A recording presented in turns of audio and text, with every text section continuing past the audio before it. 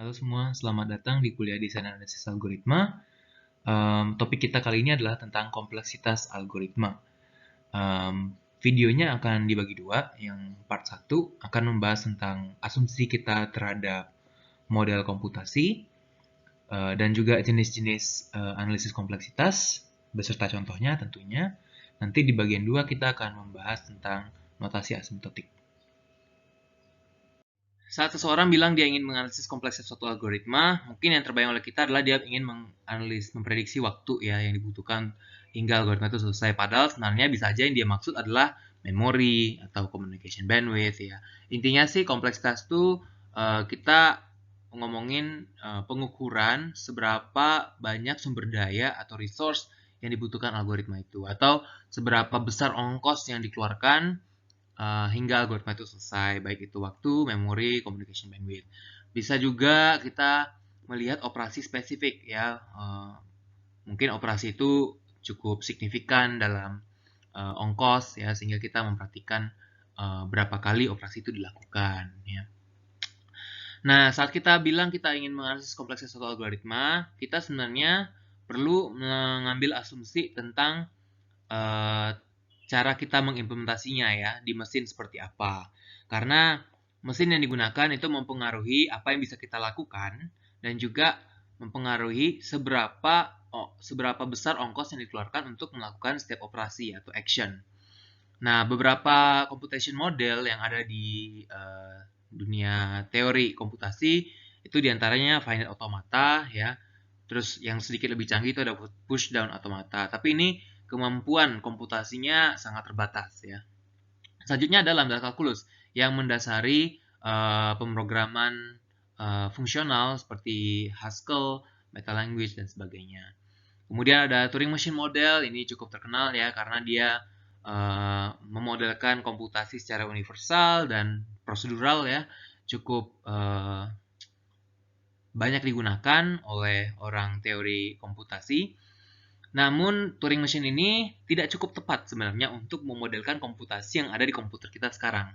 Karena di Turing Machine, kita mengasumsikan tab-tab itu ya, dibacanya tuh satu persatu. Kita hanya bisa geser ke kiri atau ke kanan.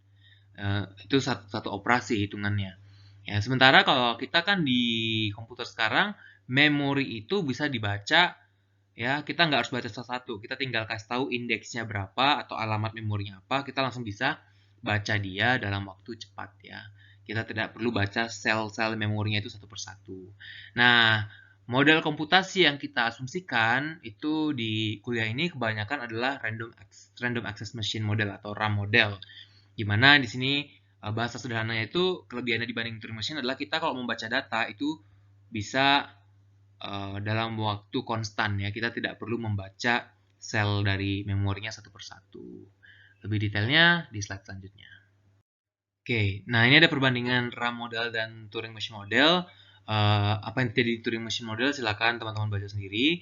Tapi saya mau mention di RAM model itu kita bisa melakukan operasi aritmatik seperti penjumlahan, pengurangan, perkalian, pembagian, sisa pembagian, floor dan ceiling itu dalam waktu konstan. Selain itu, kita juga bisa melakukan data movement atau perpindahan data, baik itu meload, store, atau penyimpanan, atau copy, ya, itu dalam waktu konstan juga.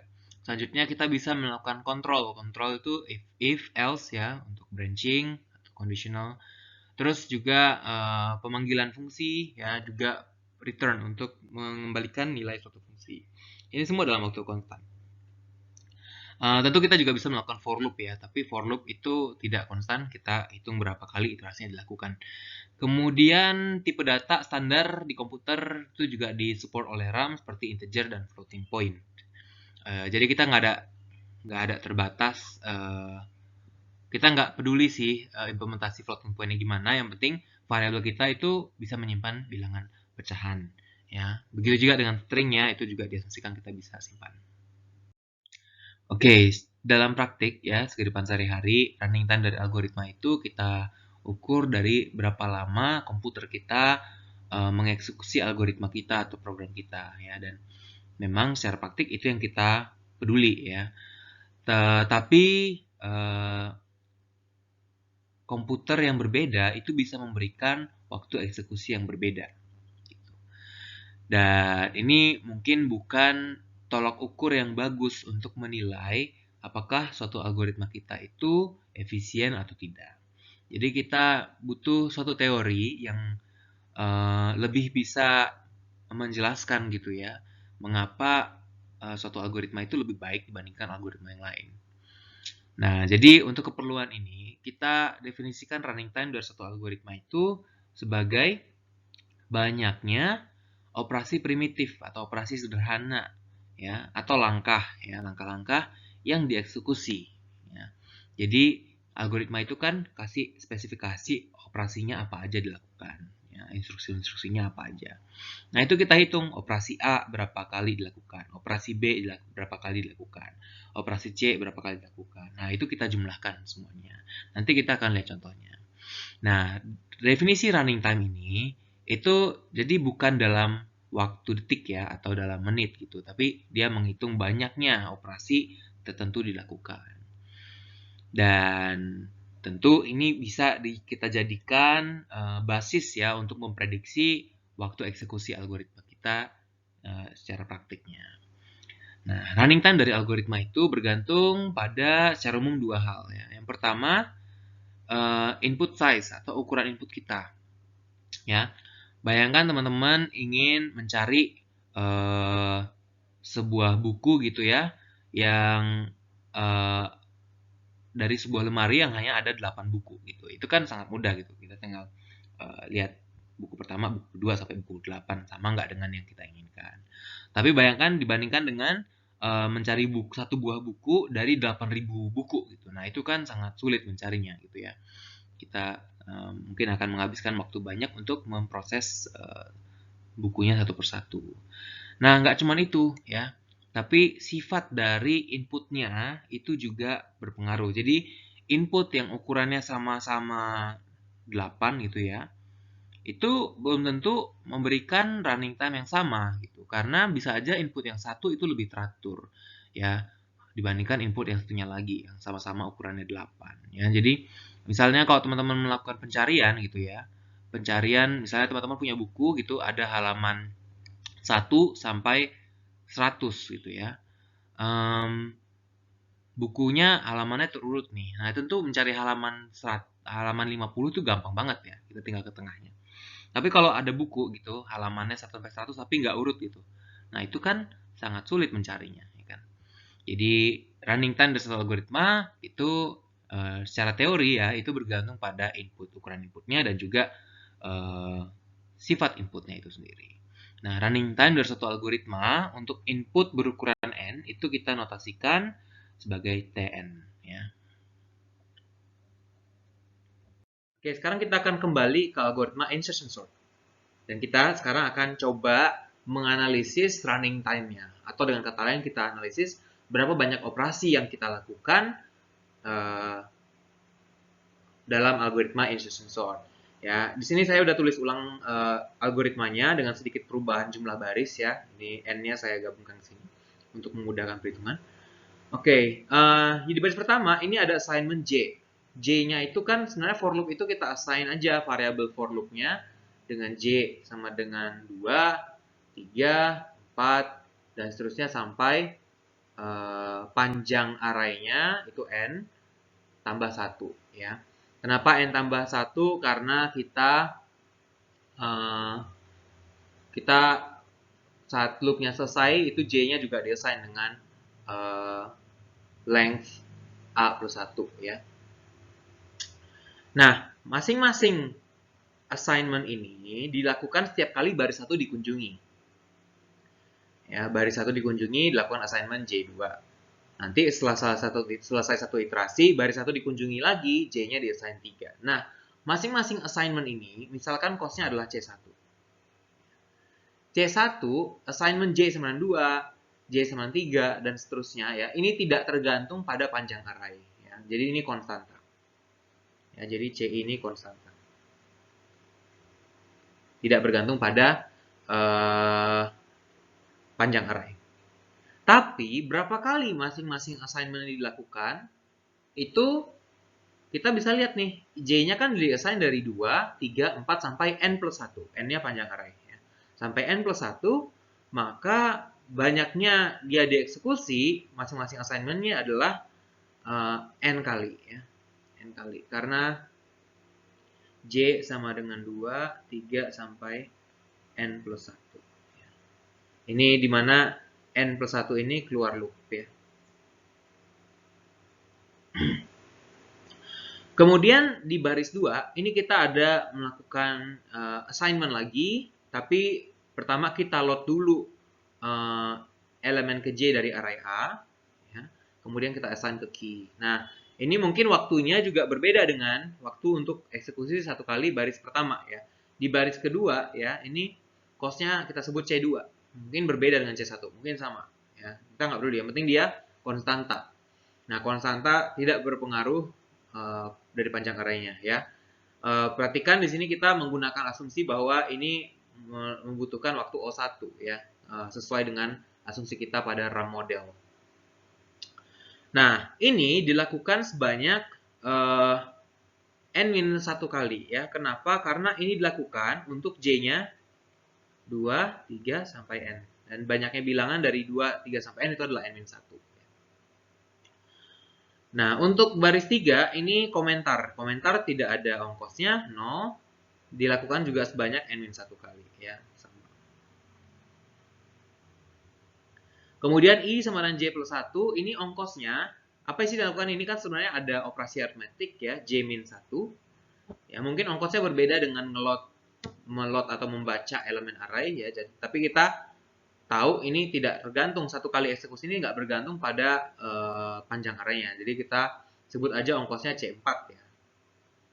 Berapa kali dia dilakukan? Ya, kita lakukan ini setiap kali J-nya di setiap iterasi, ya. J-nya mulai dari 2 sampai N, ya.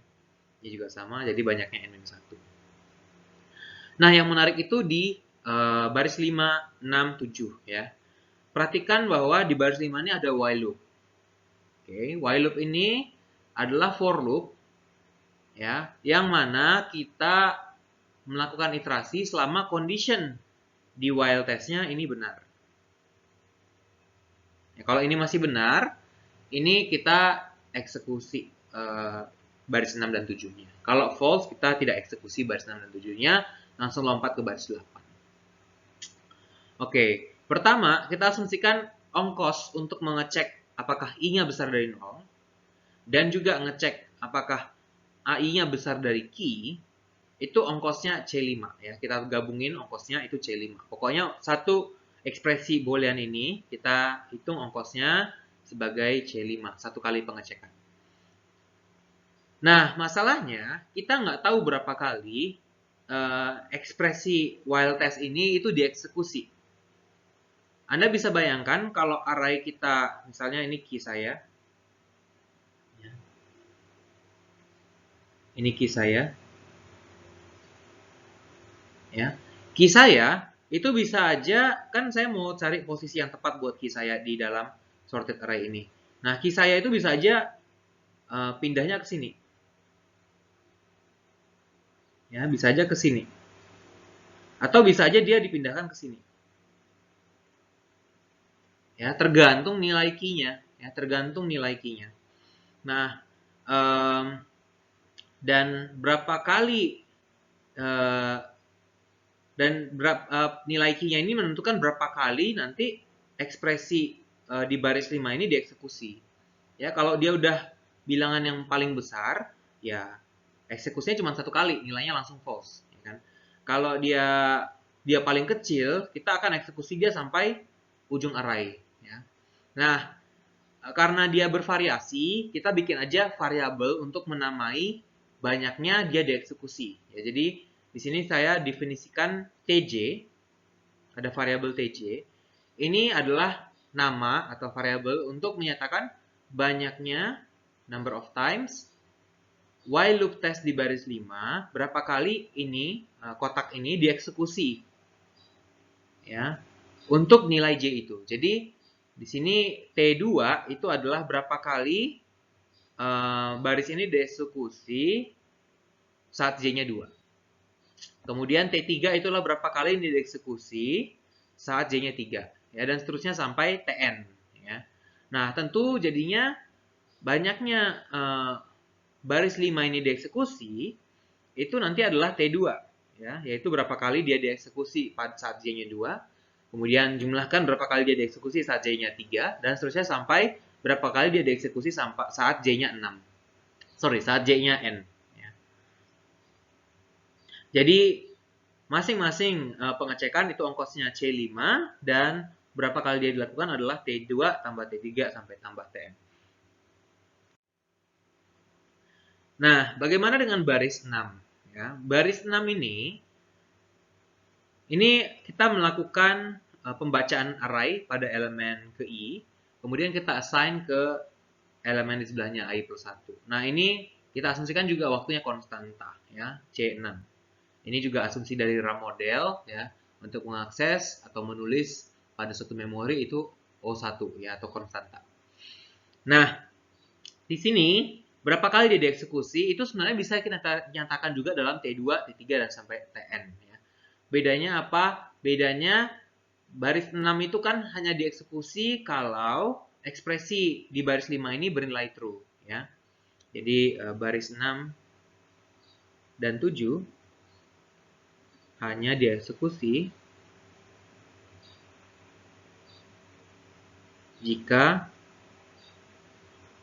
evaluasi kotak di baris 5, ya, kotak di baris 5 itu bernilai false.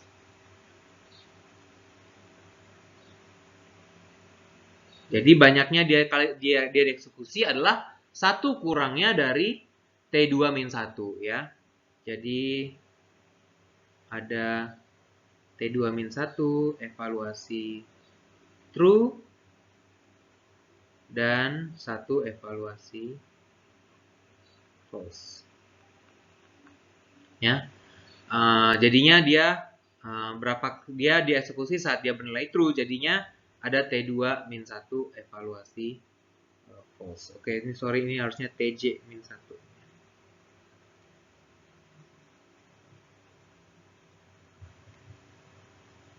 TJ-1. Ya, jadi C6 ini dieksekusi sebanyak T2-1, ya. Sama banyaknya dengan baris 5 ini dieksekusi kecuali saat dia false.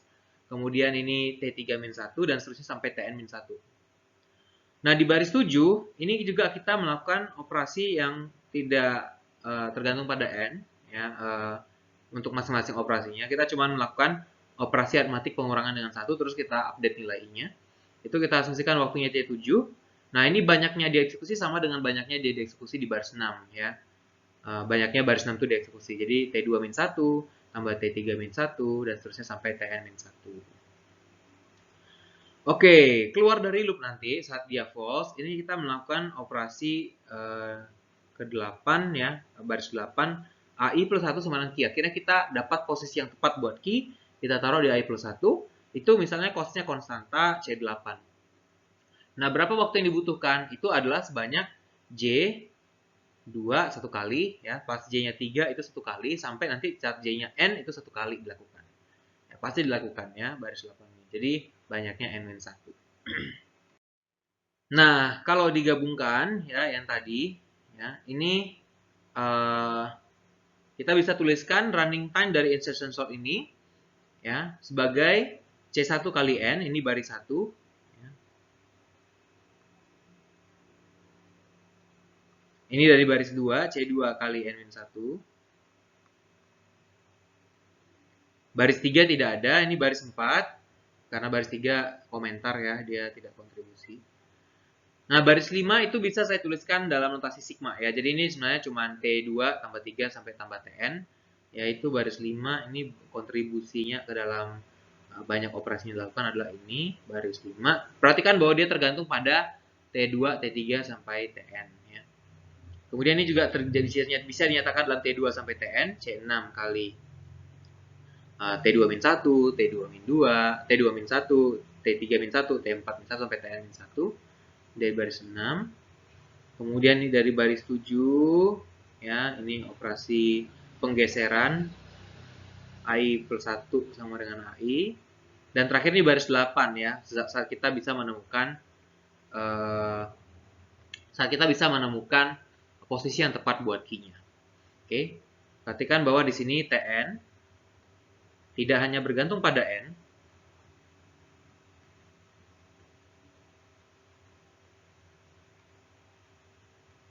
namun juga pada T2, T3, sampai Tn ya. Ini bervariasi sesuai inputnya. Jadi dia nggak hanya bergantung pada ukuran ya, ini kan ukuran arraynya, tapi juga bergantung pada variasi di inputnya yang sepanjang N itu. Nah, untuk input berukuran N, algoritma kita ini running time-nya bisa tergantung pada input ukuran N mana yang dimasukin ya. Jadi sifat dari input berukuran N itu juga mempengaruhi nanti running time-nya. Ya, misalnya di insertion sort, ada namanya base case. Ini kasus terbaik, kasus yang paling cepat. Jadi paling efisien, paling baik. Baik itu kalau dalam ini paling cepat ya. Nah, itu terjadi kalau seandainya arraynya sudah sorted. Ya, arraynya sudah sorted artinya A1 ya, itu pas masuk itu udah kurang dari sama dengan A2 dan seterusnya. Nah, kalau kita perhatikan nanti ekspresi while test itu hanya dilakukan masing-masing satu kali. Ya, karena saat kita ngecek ya, apakah misalnya A1 key-nya kan saat J-nya 2, key-nya kan A2 ya. Kalau key-nya A2 terus kita bandingkan nih, apakah AI di sebelah kirinya itu apakah AI besar dari key. Kalau dia besar dari key, kita geser dia ke kanan. Tapi masalahnya karena arahnya sudah terurut ya, key-nya itu kita selalu lebih besar dari elemen-elemen sebelah kirinya. Jadi ekspresi di baris 5 itu udah false ya. Jadi dia hanya dilakukan satu kali ya. Hanya dilakukan tes AI besar dari key langsung bernilai false.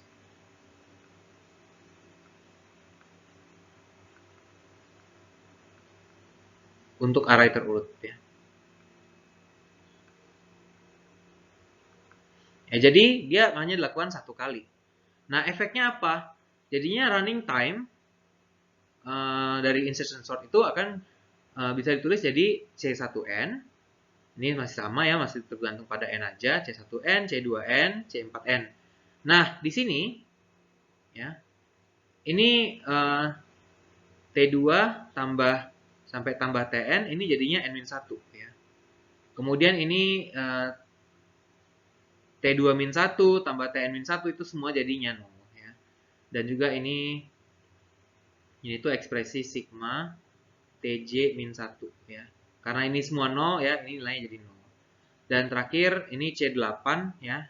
C8 kali N-1. Nah, kalau kita totalin ya, akhirnya ekspresi yang kita dapat adalah suatu konstanta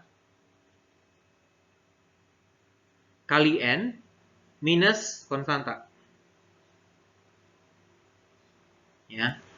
Nah, jadinya kalau array kita sudah terurut ya, algoritma kita memiliki running time Tn sama dengan An tambah B dengan AB konstanta. Ya. Dan ini adalah fungsi yang sifatnya linear ya terhadap ukuran inputnya. Jadi kalau kita tahu input kita selalu terurut gitu ya, mau N-nya berapapun, itu pertumbuhannya linear. Analisis kita tadi mengasumsikan bahwa arah kita terus naik. Namun tentu arah kita mungkin tidak terus naik. Jadi TJ-nya mungkin tidak satu lagi. Ya. Ingat bahwa TJ ini adalah berapa kali kita melakukan pengecekan ekspresi di while loop-nya. Perhatikan juga bahwa TJ itu pasti kurang dari 9J. Kenapa? Karena TJ ini kan banyaknya kita melakukan pembandingan ekspresi di while loop-nya. Nah, itu kan dilakukan untuk setiap indeks I mulai dari J-1, ya kan, J-2 dan seterusnya sampai nanti kita ketemu posisi yang tepat buat AJ atau key-nya, ya. Nah, tapi J-1, J-2 itu I-nya tuh bisa mentok sampai 0, ya. Saat I-nya 0 itu nanti berarti kita udah di ujung array, ya. Berarti kalau kita sampai 0 itu berarti AJ kita atau key kita itu adalah elemen terkecil, ya. Kasus terburuk ini adalah AJ itu selalu merupakan elemen terkecil di antara A1 sampai AJ 1 dan AJ, ya. Jadi dia selalu yang paling kecil sehingga kita harus meletakkan dia di paling kiri, ya. Nah, jadi ada kemungkinan bahwa TJ ini akan sama dengan J untuk setiap J dari 2 sampai N. Jadi dari elemen kedua sampai elemen terakhir, itu setiap kali kita menemukan key yang baru, dia selalu yang paling kecil, sehingga kita harus taruh dia di paling kiri. Ya, dan ini terjadi saat array kita itu terurut terbalik. Ya. Reverse sorted order.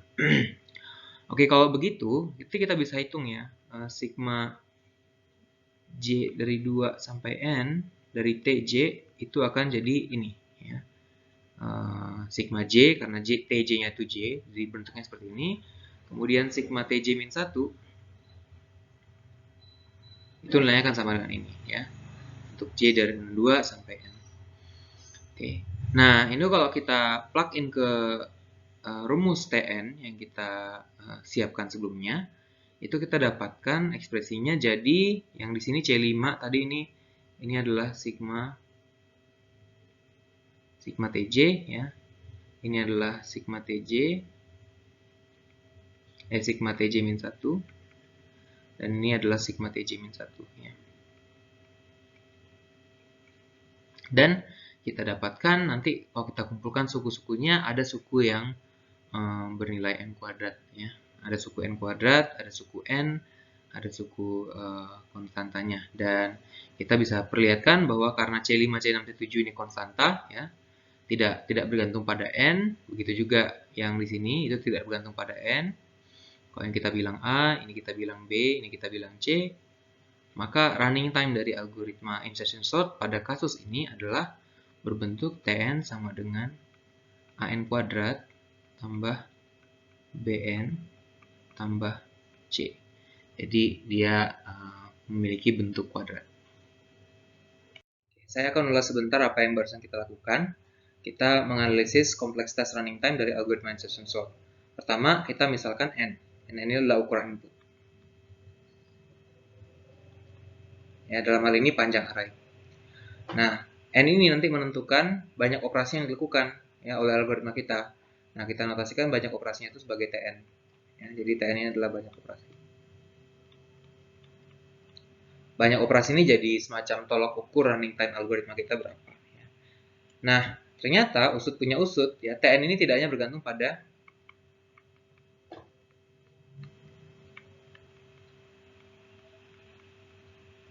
n.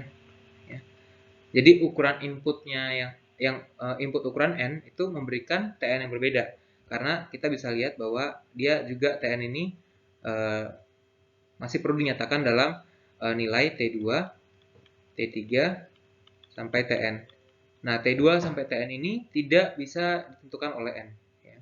Tidak ditentukan oleh ukuran inputnya, tapi ditentukan oleh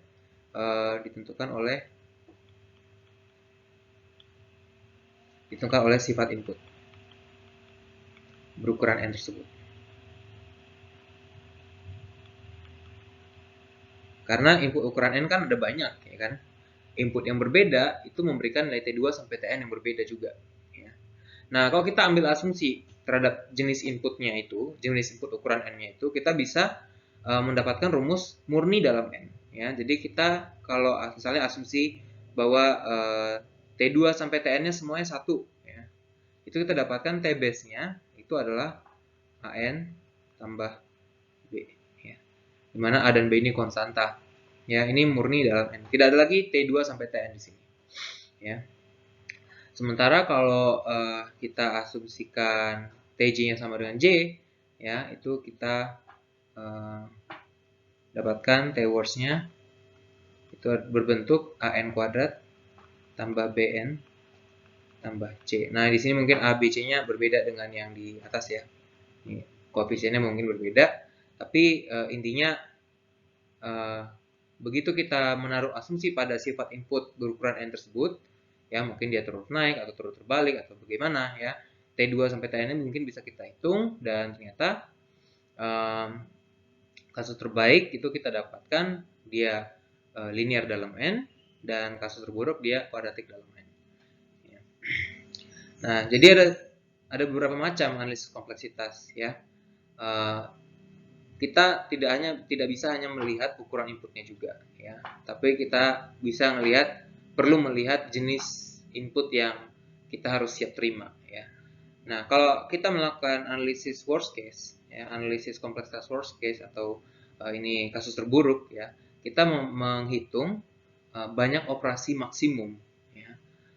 Dalam hal ini banyak operasi maksimum akan memberikan waktu maksimum untuk memproses sembarang any input of size n. Ini berarti atas semua input ukuran n paling banyak itu berapa operasi yang dilakukan.